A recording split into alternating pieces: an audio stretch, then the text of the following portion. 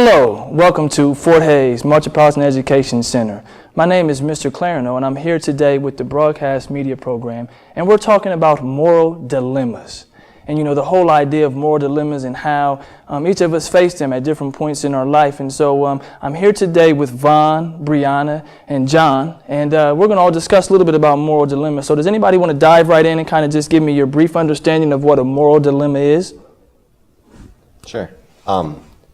A moral dilemma is a standard that is acceptable by the norm, a culture, an entity, or just society.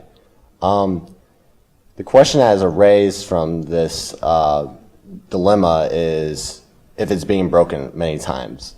So the society looks at it, oh, this is the right thing. But a person or a group can look upon it and say, no, this isn't what I think.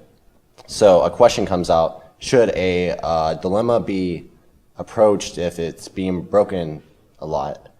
So I guess that a moral dilemma is never right or wrong. Never right or wrong. I think that's a good way of putting it. And let me kind of preface it a little bit. A moral dilemma is where a person is faced with two tasks in front of them.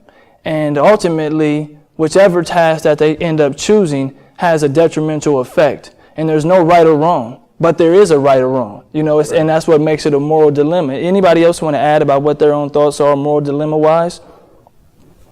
I think with just treatment of others, like in school, for instance, like different social classes and groups that don't quite mesh sometimes, like say you have nerds or jocks per se, cheerleaders, yeah. The jocks, the athletes. Right, so they'll like either pick on the nerds or they just won't mesh at all. Indeed. And I think later on in our segment we'll get to some of the things about school dilemmas, but to stay kind of more focused on moral dilemmas, I'm going to give you a sort of an example of a moral dilemma, and then I'll ask for some of your feedback, and then before we cut, you know, because we're going to go to the streets a little bit. We want to hear what the heart of the people have to say, you know, and get an understanding of what they think about moral dilemmas. But here's a moral dilemma for you, a scenario that comes up often when philosophers talk about these types of things, and they say you're in a moral dilemma. So the example I'm going to present for you today is this. You are a EMT worker, emergency provider, and you ride around in an emergency truck and you go to rescue individuals when there's accidents and things like that, okay? And so on this moral dilemma, on this day, as you are called out to a car accident scene, you arrive on the scene and you see your spouse's car. So in your case, it would be your husband. In your cases, it would be your wife. So you see your spouse's car. You go over to the car and you see your spouse in the car with either another person, a man or another woman per se. And immediately you will reach the car and you see that your spouse is ultimately at a point where they could possibly be about to die. And so as they're laying there in the car, they look over to you and you see that they say to you, "I'm sorry," which kind of gives you this thought that maybe this is a person that they're having an affair with, okay? And this was a thought that you were maybe having anyway. So you have now your spouse laying here, possibly about to die, and then in the seat next to them is their lover, the person that they're having an affair with. And this person is bleeding profusely. And so now, if you don't save your wife and aid to her, then the person in the passenger seat will ultimately die of bleeding to death. But if you save the person who's, you know, bleeding, then ultimately your spouse may die. And so then the question becomes is, you're torn now. Because who do you begin to save? You got these emotions inside of you, and this is a moral dilemma moment. You got two people laying here, and what do you do? So Vaughn, what's the first thing comes to your mind? I'll probably save my wife. Honestly. Okay. But I mean, it depends on your morals. Like as a person, some people might say neither. Okay. They might just walk away from the situation. Okay. So the anger might get the most of you. So right. That's maybe a third option per se. And I guess here's one of the points that I maybe left out. As you look at your spouse, in your mind, you can see that they're dying. But they have more of a 50-50. You could try to attempt to save them, and ultimately they still may die. But you know for a fact that if you stop the bleeding on the other person, that you'll save them. What do you think? Well, I think if you can, I would say save your spouse first, but if you can stop the bleeding quickly enough, like just do a really quick I don't know, patch job. If you Okay, will. okay, But then immediately, like after that, tend to your spouse. okay. Yeah, I'm about to say you can't say both. Can't say both. That's the part here. You can't, and that's why it's a moral dilemma. You're torn. And so you're sitting here and you're faced with this decision. And that's, of course, what we would want to do as people. We want to always be able to satisfy the needs of most people. But moral dilemmas don't allow us to do that all the time. Moral dilemmas say, hey, you know what? It's either this or that. And you could do this and there's still a wrong, or you could do that and there's still a wrong. And so with that thought and, kind of that idea, audience, we're going to give you a chance to talk a little bit about moral dilemmas. And as we break here today, you're going to get a chance to hear from some of the people out on the streets and what everyone else thinks about moral dilemmas.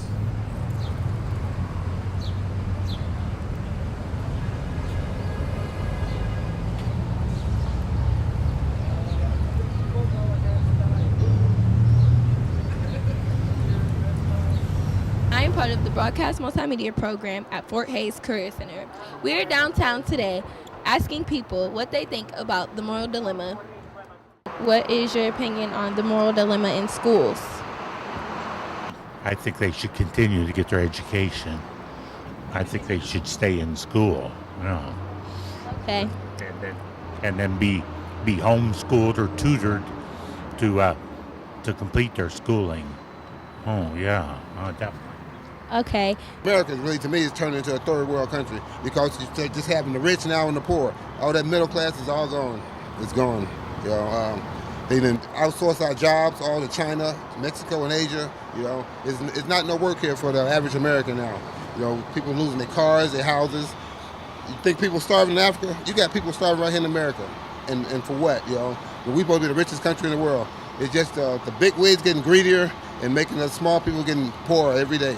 Speaking from experience, I had my boy when I was 17, and I didn't stay in school because I got on bed rest, but I did have homeschool. I think it would be very important to stay in school, no matter what. And personally, not to encourage teens to have babies, I think it would be all the more important for people to start looking into putting a daycare at the school, so that way there will be absolutely no excuse for your teen to not be able to go to school. Because some teens will say, I don't have anybody to watch my child. Well, you can't hide the fact that teens will be teens and you'll do what you want to do. But I just think that you need to have a lot more resources open for those teen girls. Okay, so if there's a football player, he's good in football, but he does drugs, and then there's another football player who don't do drugs, but he's not as good as the other one. Would you pick the dude that does drugs or the one that doesn't? I gotta catch the number 8, but the player that does drugs, because he's better. If it's gonna take me to the championship, I'll pick the player that does drugs. It's just as simple as that. And welcome back. Here we are again, Fort Hays Metropolitan Education Center, and I'm here with the broadcast media team, and we've just come back from some verses you heard from the streets about moral dilemmas. And so now, as you kind of got a feeling for what we here on the studio think about moral dilemmas and what some people out on the streets think about moral dilemmas, we're going to bring it a little bit more concrete to home here this afternoon, and we're going to kind of dig in and talk about moral dilemmas at schools. Young people, you face different types of moral dilemmas than what adults would face. And so what you heard earlier was just kind of a general overscope about moral dilemmas. And now we're going to bring it into your world. We're going to talk about what you think about the conflicts that you as a young person face in everyday life. And what I'm going to do is just kind of blanketly, let's go back to you, John. Do you have any ideas or any thoughts that you want to just kind of shoot out there that students face every day that could maybe be considered a moral dilemma? Let alone students, just a general idea of, I look at art at a serious point, and society right now wants their students to go through high school and think about business jobs, doctors, firefighters, more business. And I feel like that's wrong to art, because art has a big impact on our society nowadays, and putting art at a standard is wrong, because I feel like art is what gets all the information out there. If you look at the news, broadcasting, that's art. I just feel that it should have a equal chance to prove itself that it can be as successful as business, doctors, firefighters, etc. I mean, I think that's a great point. As a young person, we do often kind of push those other types of professions on you. And as you said, art encompasses so much. Television as a medium is a really important piece. Today, the audience, you're with us here through television. And often as a young person, you're faced with some of those things that society looks at as maybe secondary. It's a hobby, like as you said, art. And then you have you as an individual, you have this passion burning inside you, and it's like I'm an artist, or I'm an actor, or I sing. And so we often try to gear you or steer you away from those types of things because we feel like you can't survive in those worlds. But there's everyday people are making a living off of those types of things. So any other ideas about moral dilemmas in the schools? What about peer things that maybe peers do to each other? I have a good example for you. I know this comes up with students a lot. You mentioned earlier, Bree, about the jocks and the nerds and the cheerleaders and these different groups. And here's a moral dilemma in school, and I want to hear kind of what you think and how this would play out, maybe even for yourself. Let's say you have the state championship football game coming up. Okay, so big thing at the school, everyone's behind the team. And, a couple weeks before the game, eligibility time is up, and you know that the game is close, and the quarterback from the team comes to you. And he's really struggling in his math class. And he sits next to you, and he's saying, hey, you know what, I didn't get a chance to study. There's been a lot of practice this week. We're getting ready for the big game. And if I don't pass the test, I'm not going to get to play because I'll be failing class. You sit next to me. What do you think? Can I maybe cheat off of you? So now you got, if the quarterback doesn't play, I mean, that's a big deal, right? State quarterback, football team, all this stuff, the championship is on the line, and then they're coming to you and you're torn. You don't really want them to cheat off of you, and you want to maybe encourage them, hey, you got to kind of do your best, so you don't know what to do. Do you let them cheat so that they can still play in the big game and the whole school gets to rally behind the team? Or do you say, no, I don't feel comfortable with you cheating, and you're kind of on your own? And I know what the first thought for many of you think is, I'm going to maybe help them or tutor them. So, Bree, no, you don't get that answer. I'm taking that away from you from the beginning. So what do you think? You're torn. What do you have? Quarterback comes to you, cheat, can I copy off your test? Or, hey, what do we do? What are you thinking about that one? Well, I think that the best solution here would probably be to say, hey, it's you who are taking on this extracurricular activity. It's a sport that you wanted to partake in, and you need to, I'm not going to let you cheat off of me because, number one, that's immoral. And number two, I think he should learn to balance his options. And if he really wants to be in football, then he should find the time and make time to study on his own. So, when he's practicing, if he has, breaks, then take his math then and study it when they're having break time, which I know that doesn't seem like the best idea or the most fun idea, but, you want to balance things so that way you can have everything that you want. Indeed. Let's hear from someone else. Vaughn, you please chime in on this one. What do you think? He's sitting next to you, big test, the school's all behind him, and everything's riding on whether or not he can maybe pass his test. And it's one test. That's what he says to you. Hey, it's one test. One time. I've known you for 3 years or 4 years. I've never asked you to copy off your work. So this one time, Vaughn, what do you do? So I can't say yes? Of course you can say yes. You are welcome to express whatever comes to your mind, because that's what makes a moral dilemma. You may have a thought that says to you, hey, you know what? It's okay this one time. So I'll let you speak. You tell me what pops into your mind. Me, I'll probably say yes, being on the football team, because I'm going to want to win. So I'm like, all right, I'm going to let him cheat. So because we ain't got my quarterback, it's going to be a little harder to win. So I'm probably going to say yes.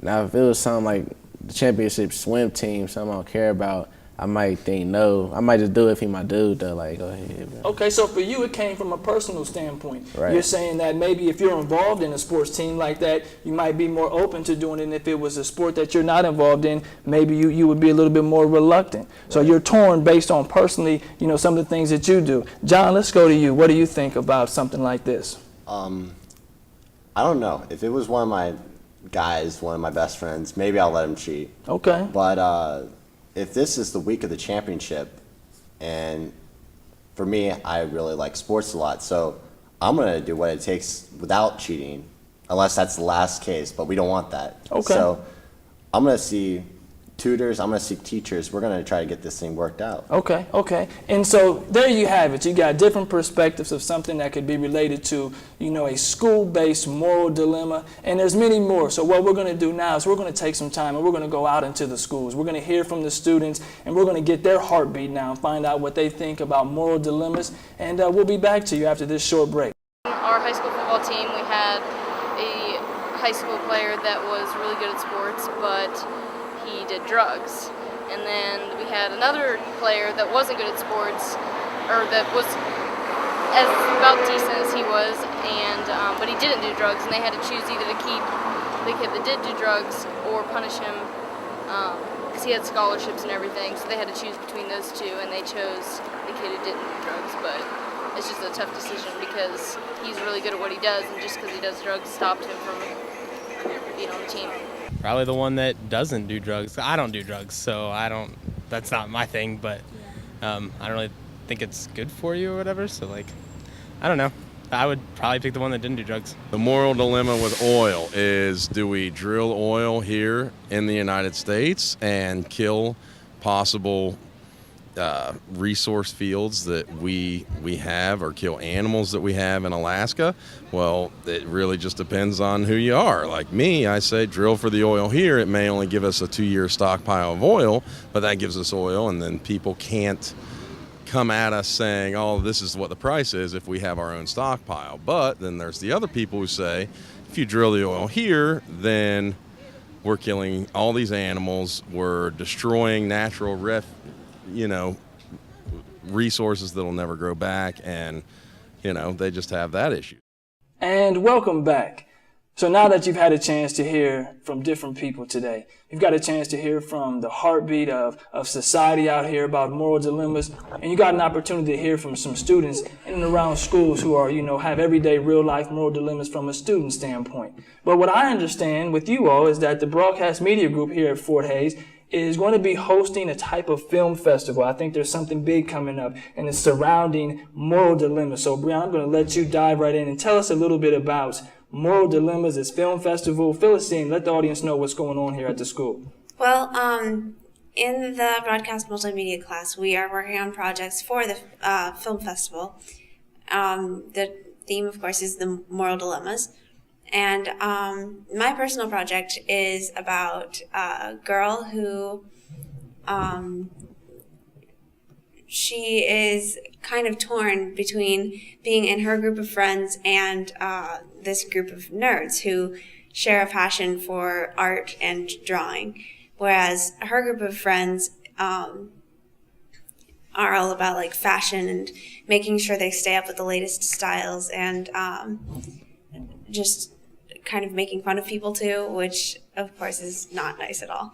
But the main focus is that you can be yourself while being what is also popular. Okay. So really discovering yourself in order to open up and understand others also. All right. So that sounds like a pretty big project. It sounds like you have a lot to go on and things to work with. John, tell me more about this film festival. I understand maybe it's in February somewhere. I don't know the exact dates, but tell me a little bit more about it. Yeah, it's in the middle of February. Okay. So, and that's 2011, this upcoming February. Yes. All right, go ahead. So, yes, there's going to be other schools participating in this film festival. So there's going to be some competition going on. All right. And we are hosting it, so that's exciting. And back to what I was saying earlier in the show about art and their dilemma being compared to the standard of business and doctors and firefighters, I'm focusing on that. I have shots planned out for the imagery of art and show its importance. And Okay. I'm going to elaborate more on how art can be on the same level and stage as business and doctors and other corporation type jobs. Okay. So we have one area where the dilemma is student peer-to-peer. Yours is more from a society standpoint about moral dilemmas. And Vaughn, I know you're kind of new to the group here today, and we're talking about moral dilemmas. Does anything pop into your mind about a project maybe that you'd like to be interested in working on for the film festival? I was going to team up with Brianna and help her with her group. Okay. and we was gonna do the like she said, she had 2 group of friends. Okay. So it's like she gonna be with this group of popular girls, and they gonna be talking about the nerds, but then she gonna go with the nerds and then see how like they cool or whatever, and get to know they not that bad. And then when she go back with the popular girls, when they start talking about when they start talking about the nerds, what's she gonna do? Is she gonna like tell them that's not cool? Or is she gonna just like be fake or whatever? Indeed. What we consider fake. Okay. Well, there you have it. You know, you joined us today here at Fort Hays Metropolitan Education Center with the Broadcast Media Group, and you've learned a lot about moral dilemmas. You've heard from different groups of people. You've heard from students. You've heard from us here in the studio. And now what we're going to ask you to do is get with your friends and team up together and see what you can come up with and get interested in maybe being a part of the Fort Hays Film Festival that will be coming up shortly here in the next couple of months. Thank you for joining us today.